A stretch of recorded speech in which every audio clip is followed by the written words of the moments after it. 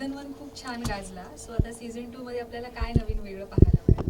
Season 1 गाजला म्हणूनच दुसरा सीझन येतो आहे. हलका फुलका विनोद, गावाची पार्श्वभूमी, सगळे कॅरेक्टर्स इतके इंटरेस्टिंग होते.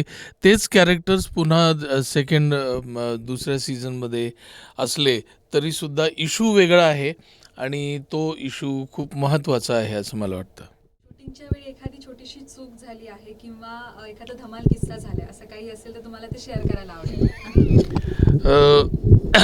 आमच्या दोघांचं सीन चालू होता आणि अचानक ही बोलता बोलता लाईन विसरली आणि पुढचं काही आठवेच ना तिला. आणि मग थोडासा पॉज गेला. कॅमेरामन आणि आम्ही सगळे कन्फ्यूज झालो. आता कट करायचा का विचार करत होतो. पण ती कॅरेक्टरमध्ये इतकी होती की तिने संवाद पुढे चालू ठेवला.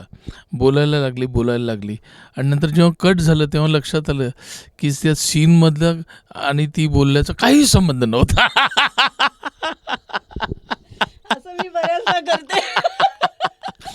हां, तर असे बरेच किस्से आहेत आणि हिचेच आहेत. सीझन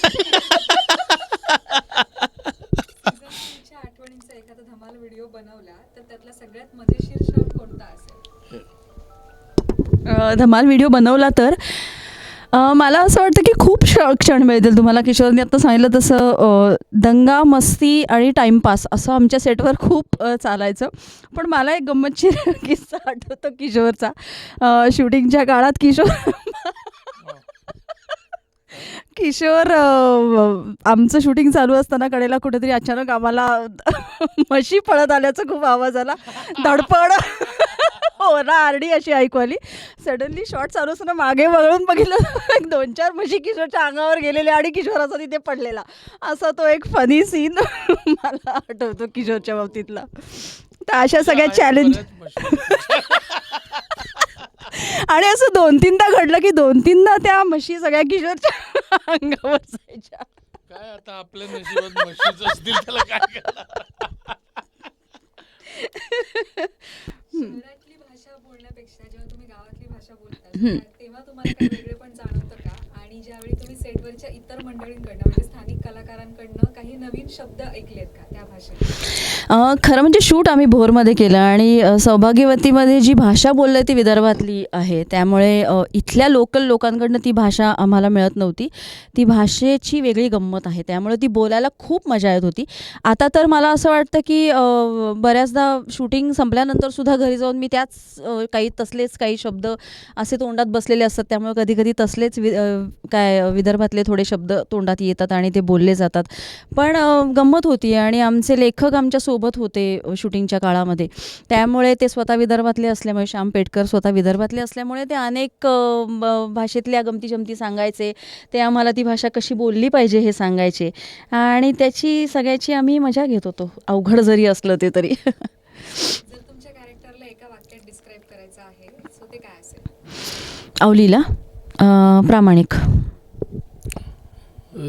टिपिकल नवरा. या सीझन मध्ये तुमच्या पात्राचा कोणता नवीन पैलू प्रेक्षकांना पाहायला मिळणार आहे? या मागच्या सीझनमध्ये ती थोडी बिचकलेली आणि नवीन पदार्पण करत होती राजकारणात. यावेळेला तिचा कॉन्फिडन्स वाढला आहे. त्यामुळे आत्मविश्वास तिचा यावेळेला वाढलेला तुम्हाला थोडासा दिसेल. यावेळेला तो कॉन्फिडन्स असलेला नवरा अतिशय कॉम्प्लेक्स झालेला आहे. सीझन 2 मध्ये पाण्याच्या संकटासारखा महत्त्वाचा सामाजिक विषय मांडण्याचा मेन उद्देश काय होता? काय नाही, मला वाटतं की म्हणजे सिरियल जरी असल्या तरी त्याच्यातून सुद्धा थोडंफार सामाजिक भान आपण देऊ शकतो आणि पाण्याचा प्रश्न हा महाराष्ट्रात सगळीकडे महत्त्वाचा आहेच. स्वतः सीझन 1 छानपैकी गाजलेला आहे, तर सीझन 2 कडनं तुमच्या काय अपेक्षा आहे? लोकांनी खूप पाहावं आणि भरभरून प्रेम करावं या अपेक्षा आहेत. आणि सीझन 3साठी पुन्हा डिमांड करावी आणि आम्ही सीझन घेऊन परत त्यांच्यासाठी यावं अशी अपेक्षा धरावी.